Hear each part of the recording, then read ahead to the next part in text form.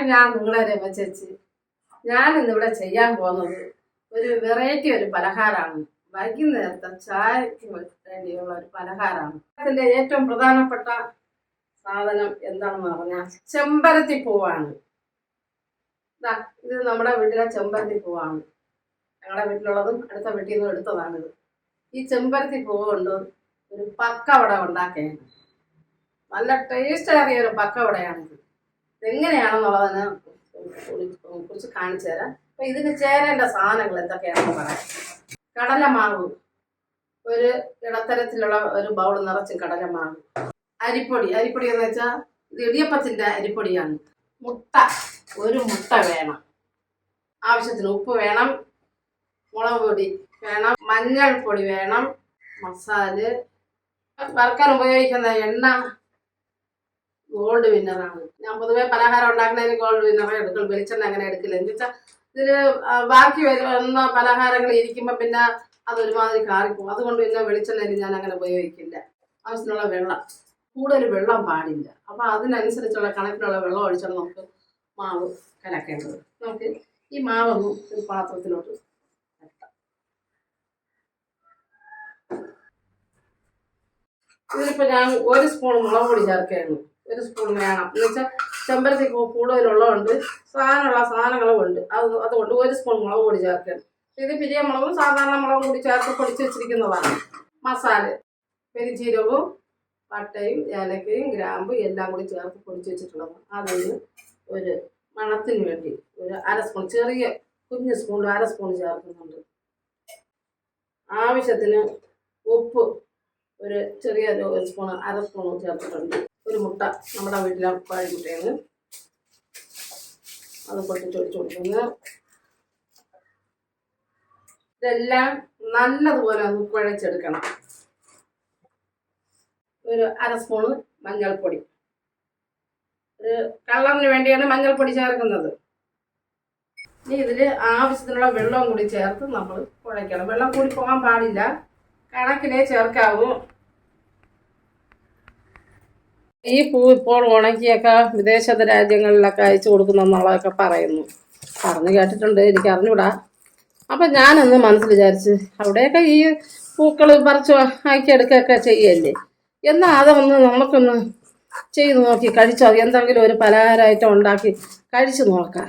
അങ്ങനെ ഞാൻ എന്ത് ചെയ്ത് ഇത് പൂ പറിച്ച് ഒരു 5 പൂവേ പറിച്ചുള്ളൂ.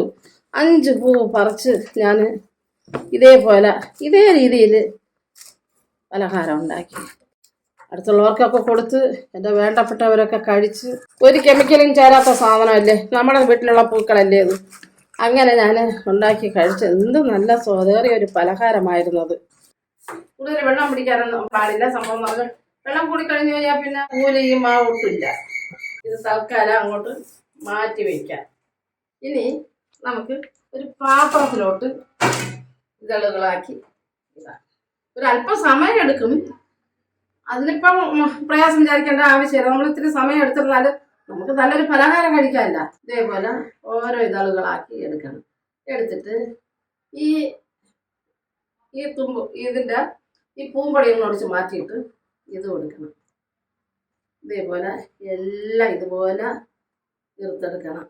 ഇനി നമുക്ക് സ്റ്റവ് കത്തിക്കാം. ചീനച്ചട്ടി വെച്ച് കൊടുക്കാം.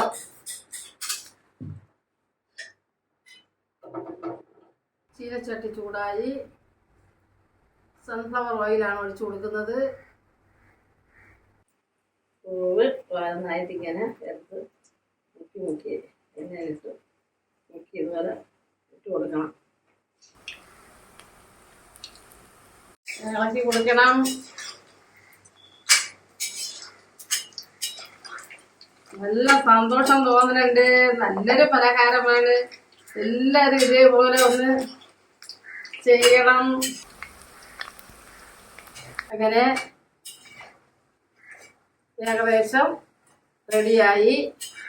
അതിന് കോരി മാറ്റാം.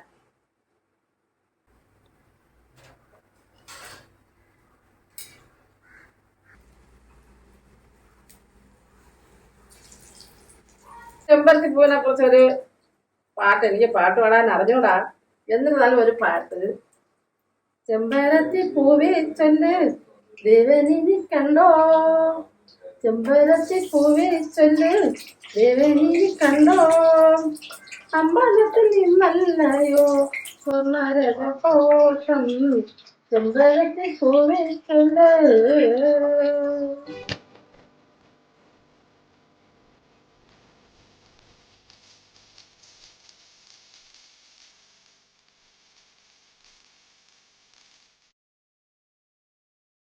ആകെ 2 സ്റ്റെപ്പ് ഉണ്ടാക്കിയിട്ട് 2 സ്റ്റെപ്പ് കഴിച്ച് തീർത്ത്. അടുത്തിപ്പം ടേസ്റ്റ് കൊള്ളാന്ന് പറയാൻ വേണ്ടി അങ്ങനെ ചെമ്പരത്തി പക്കവട റെഡിയായി.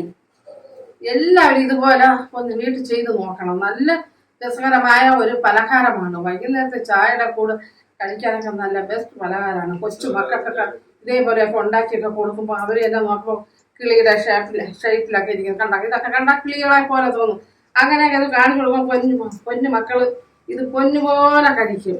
നല്ല രസകരമായിട്ടുള്ള ഒരു പലഹാരമാണ്.